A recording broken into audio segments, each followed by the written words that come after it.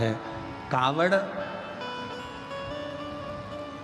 3 को नहीं भरना चाहिए।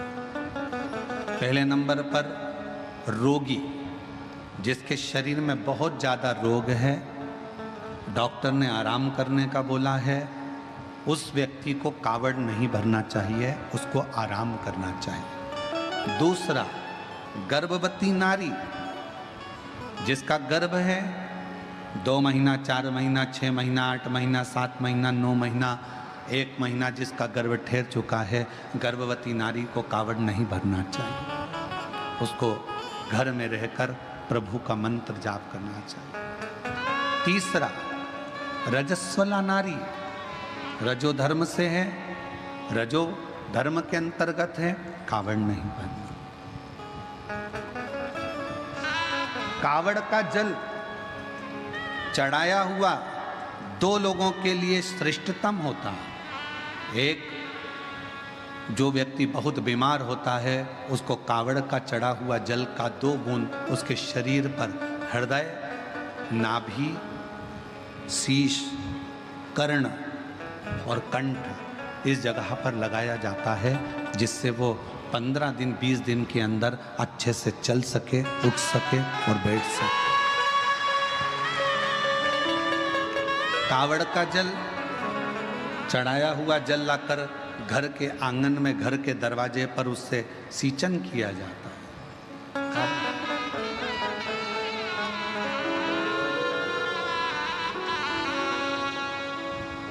अब कई लोग कहते हैं, गुरुजी मान लो गर्भवती नारी है या बीमार व्यक्ति है, तो कावड़ अगर हम जल चढ़ाएं तो क्या कावड़ के डंडे का, कावड़ के कलश का, लोटे का या कावड़ के जल का स्पर्श उस नारी से, उस व्यक्ति से, बीमार व्यक्ति से करा सकते हैं? स्पर्श छुआने में, स्पर्श कराने में दिक्कत नहीं। गर्भवती नारी है, हाथ लगाकर कहे ये जल बाबा को चढ़ा देना। कहाँ जा रहे हो? सीहोर या पास के मंदिर में ये चढ़ा देना। बुजुर्ग है, बहुत बूढ़ा व्यक्ति है, चलते नहीं बन सकता, बीमार है, घर में आराम करे, कावड़ यात्रा में ना जाए।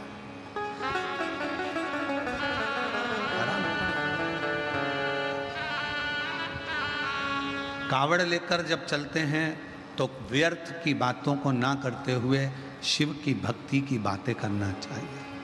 बोल बम, बोल बम, बोल बम, बोल बम।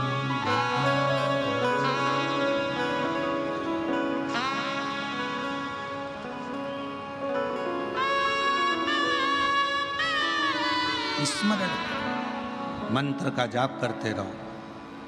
श्री शिवाय नमस्तुभ्यं, श्री शिवाय नमस्तुभ्यं, श्री शिवाय नमस्तुभ्यं, श्री शिवाय नमस्तुभ्यं, श्री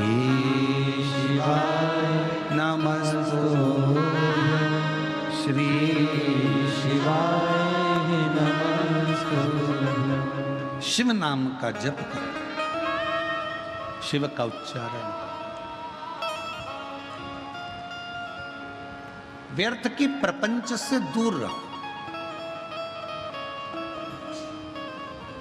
हम तो यहां तक कहेंगे, जो लोग गुरु पूर्णिमा अवसर पर 5 दिन की शिव पुराण सुनने के लिए 5 तारीख से 9 तारीख तक सीहोर आ रहे हैं, 10 तारीख को गुरु पूर्णिमा हो जाएगी, 10 तारीख से ही 11 तारीख से श्रावण चालू हो जाएगा। हम तो इतना सा निवेदन करेंगे कि आप लोग जब तक कुबेरेश्वर धाम में 2 दिन, 5 दिन, 7 दिन, जितने दिन रहो, और कावड़ का जल भी अगर आप चढ़ाओ, तो आपके भीतर शिव नाम का उच्चारण होना चाहिए,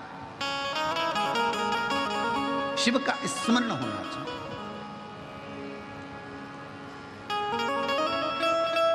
आप जितनी शिव भक्ति को धारण कर सकते हो सावन के महीने में, उतना करो।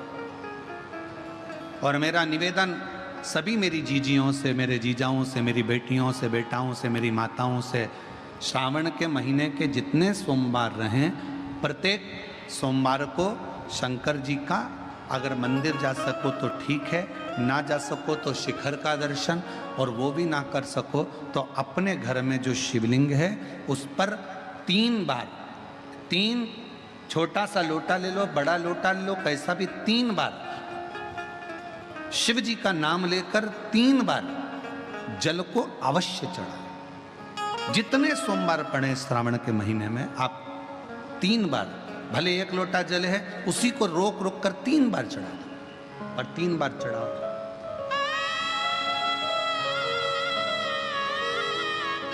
जैसे शिव मंदिर में 3 ताली का नियम है, सावन महीने में 3 लोटा अर्थात 2 लोटा जल पर रुककर 3 बार अगर जल चढ़ाया जाता है तो ब्रह्मा, विष्णु और महेश उस जल को स्वीकार कर कर तेरे घर का भंडार भर दे। 3 बार जल अवश्य। त्रिगुणाकार, त्रिनेत्रधारी, त्रिशूलधारी, त्रिपुंडधारी मेरे भगवान त्रिलोकी के नाथ के लिए सावन के महीने में 3 बार जल चढ़ाया हुआ हमारे को 3 लोक का राज्य प्रदान कर देता है।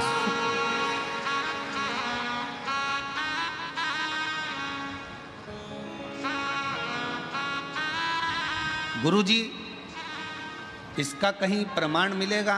क्यों नहीं मिलेगा? सुशीला की कथा का स्मरण करिएगा।